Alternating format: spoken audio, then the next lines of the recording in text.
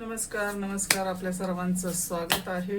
आपण बघत आहोत कर्क राशी सप्टेंबर 2026 मराठी टॅरो काय सांगत आहे एनर्जी एक्सचेंज म्हणून फक्त लाईक आणि कमेंट करा। पहिलं कार्ड आलेलं आहे, आपण याची सविस्तर उत्तरं जाणून घेणार आहोत। हे दुसरं कार्ड आलेलं आहे, तिन्ही कार्डाची काय सविस्तर उत्तर आहेत ते आपण बघणार आहोत।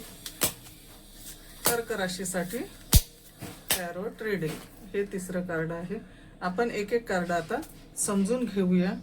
सप्टेंबर महिन्यासाठी काय करावं लागेल, काय काळजी घ्यावी लागेल, ठीक आहे। चला आपण सुरू करूया। बघा कर्क राशीसाठी काय आहे। कर्क राशीसाठी पैशांसाठी हे कार्ड चांगलं आलेलं आहे। हुकूमत, अधिकार तुम्हाला मिळणार आहे आणि कुठल्या तरी गोष्टीचा सांभाळ करणं तुमच्याच्याने खूप चांगलं जमणार आहे। प्रेमासाठी कार्ड चांगला आहे आणि जर कामाच्या बाबतीत म्हटलं तर तुम्ही अधिकारवाणीने काम कराल, लोकांच्या मनावर राज्य कराल, एक प्रकारची तुम्ही हुकूमत गाजवाल असं आहे। आणि तुम्ही जर डोक्याने विचार केला ना तर कदाचित खूप हार्ड जाईल, परंतु मनापासून जर तुम्ही काम केलं, मनापासून प्रेमाने तुम्ही काम केलं, लोकांना घेऊन काम केलं असं तर खूप छान आहे तुमच्यासाठी हा महिना। परंतु सावधान हे राहायचं आहे की जास्त कटू शब्दांचा तुम्हाला कुठेही वापर करायचा नाही, कटू शब्द वापरायचे नाहीत। आणि दुसरं कार्ड तर खूप छान आहे, देवदूतांचा आशीर्वाद असलेलं हे कार्ड आहे। देवदूत जे आपली कामं करतात, ऐकतात, आपल्या प्रत्येक हाकेला ते असतात, ठीक आहे।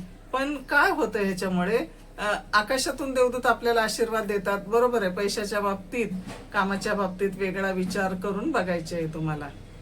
पैशाच्या बाबतीत, कामाच्या बाबतीत तुम्हाला काय वेगळा विचार करायचा आहे की समजा हे काम आपण करत आहोत परंतु आणखी कुठल्या वेगळ्या पद्धतीने आपण काम केलं तर कसं राहील ते तुम्हाला बघायचं आहे, ठीक आहे। आणि तुम्हाला देवांचा आशीर्वाद आहे, वेगळं शिकण्याचा काळ आहे आणि शिकवण्याचा पण, असं नाही की तुम्ही शिकलात आणि गवसलात, तुम्हाला दुसऱ्यांना पण शिकवायचं आहे, दुसऱ्यांना पण ट्रेन करायचं आहे, असं हे कार्ड आहे।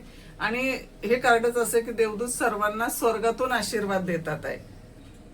आणि हे तिसरं कार्ड आहे, हे राजाचं कार्ड आहे पण उलट आहे आणि योद्धा आहे। राजा आहे, योद्धा आहे, परंतु हे काय सांगतंय, हे सर्वतून तुम्हाला काय दाखवतंय तिसरं कार्ड, कुठेही तुम्ही बेफिकिरी करायची नाही, लापरवाही करायची नाही, चुकून कोणाला एखादा शब्द वाईट बोलायचा नाहीये।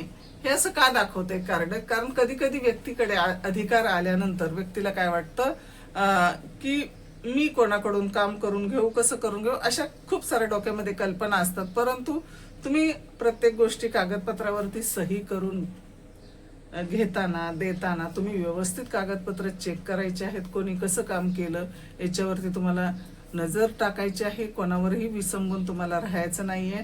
आणि ज्यांच्याकडे तुम्ही काम दिलेलं आहे आणि ते चेक करणं, ते काम करून घेणं जर तुमची जबाबदारी असेल तर ती तुम्हाला व्यवस्थितपणे करून घ्यायचं आहे, हे कार्ड तुम्हाला सांगत आहे।